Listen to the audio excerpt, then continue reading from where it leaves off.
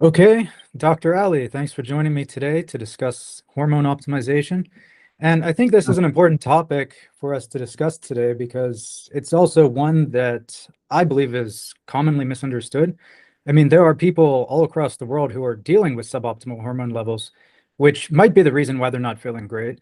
But what we also often see is that people don't optimize effectively and therefore they don't get good results. And some people who do go on hormone replacement therapy ultimately end up coming off because they don't feel great. And I think what's really needed today is some clarity on the topic, because the last thing we want is for someone to end up in Antarctica, for instance, when they had planned to go to Miami. So I have some questions here that I can ask you, and I think that'll be a very good start. So the first question is, why do so many people today have hormone problems compared to previous generations, in your opinion? Well, first off, it's really it's well defined in medicine what a hormone is, but in people's minds. So we don't think of, for example, let's say FSH as just a hormone, or even TSH. People don't think of that as hormone optimization, right? Well, because really there's exocrine functions and there's endocrine functions. So endocrine means that this gland, be it the pancreas, be it the pituitary, anterior or posterior, be it the hypothalamus, that means this is a secretory gland that will release something into the bloodstream in order for it to work on the whole body. For example, the hypothalamus, right? The hypothalamus has the property to regulate the pituitary.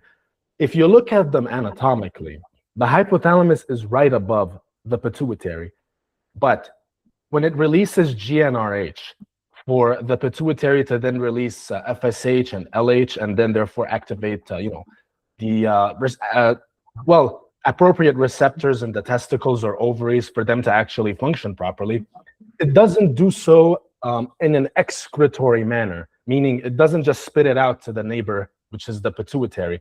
The hypothalamus instead has blood vessels connected to it, and those blood vessels will carry out the, let's say we're talking about thyroid, for example.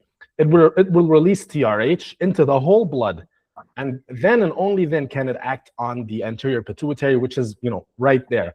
So hormones are things that, well, molecules synthesized by the body, released throughout the whole bloodstream, and they are absorbed essentially by all the blood vessels in all of the body. That's why if people don't have optimal hormone signaling, even for something as simple as ACTH, as you know, Brenden, they will have cognitive issues, they will have skin issues. It's very, very complex. Every hormone has thousands of targets pretty much. So that's a little intro I wanted to add for you there. Now, you said, why do so many people have suboptimal hormone levels today compared to, let's say, times before? Have you heard of Voltaire, Brenden? Voltaire? Yeah, Voltaire is, so he was a scientist, I believe, alive in 17th to 18th century. And he had a quote which says that the art of medicine, I'm paraphrasing, the art of medicine lies in amusing the patient while nature cures the disease. Nothing about diagnosis, nothing about drugs, nothing about, they didn't have MRI or blood tests back then. So back then, I believe it's that there was much less pollution levels, much less garbage food, processed food, preservatives, chemicals all the way in the air, coal mining, shots. I'm not going to specify which shots so we don't get demonetized, but so a lot of external factors nowadays are working against us. And microplastics, for example, they didn't use plastic at all in the 16th century, pretty much, at least not as much as now. I'm not sure about the history of plastics, but so all of those together combined, they work against you in a way. So imagine a river, and instead of swimming with the tide, you're swimming against the tide. Yeah, I think that's a very good explanation.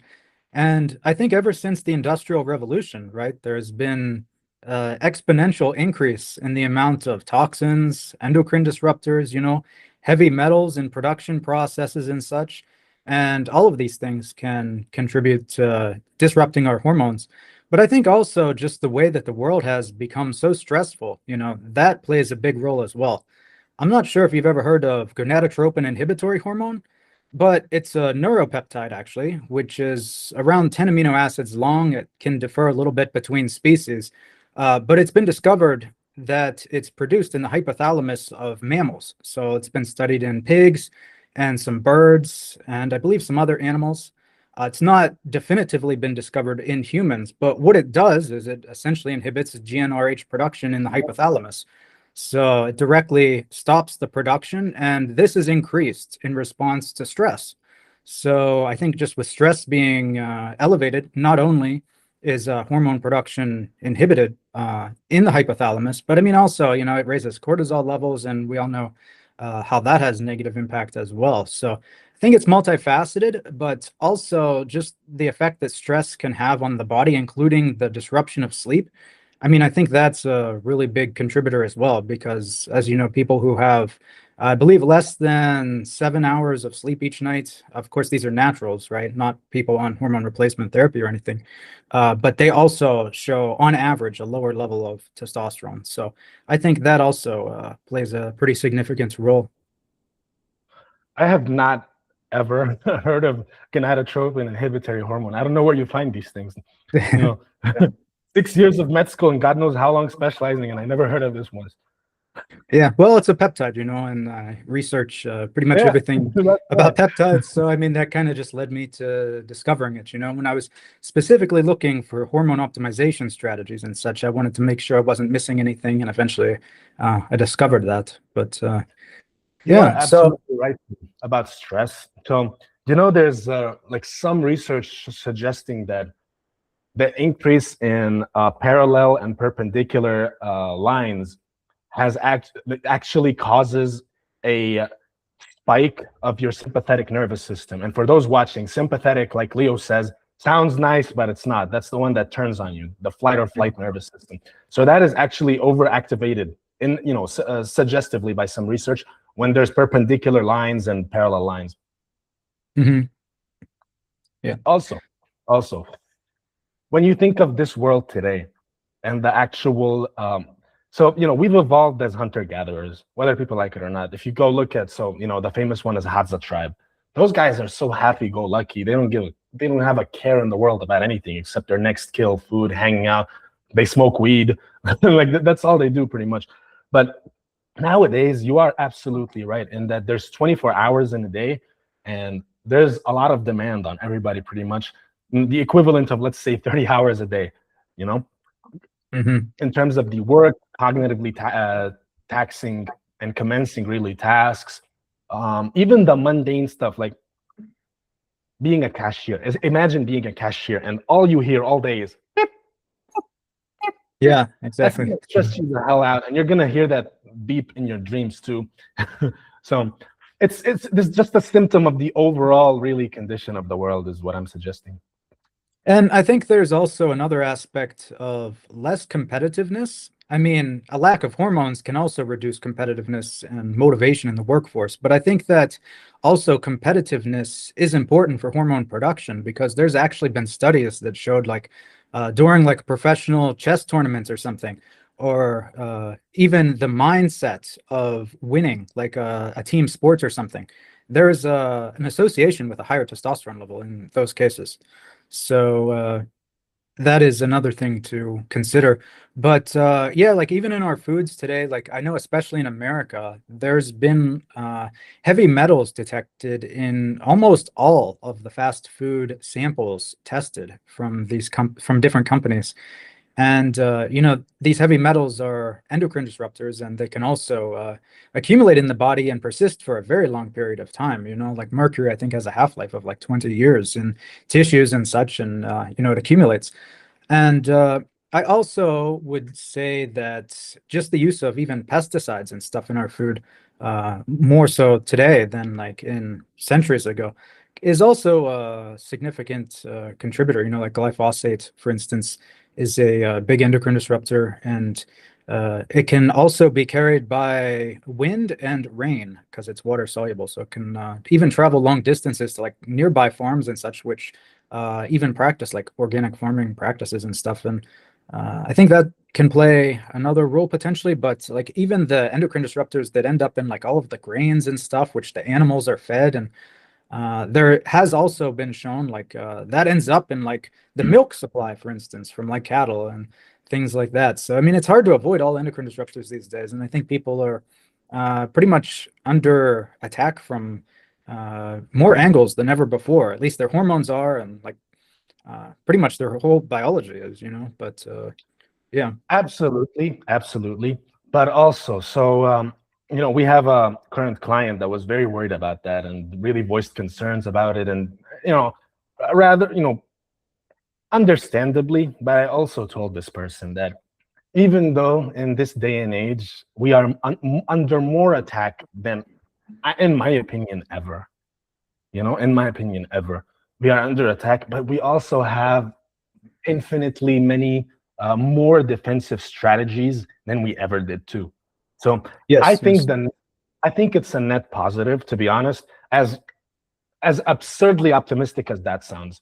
From my experience, and I'm sure your experience too, that the age that we live in, with all the peptides, all the supplements, all the beautiful pharmaceuticals, all of that, there's just a lot of defense mechanisms that we can use and really properly deploy strategies against anticipated decline in any area, including, honestly, because as you know, Brenden, so many things are causing the actual hormone disruption.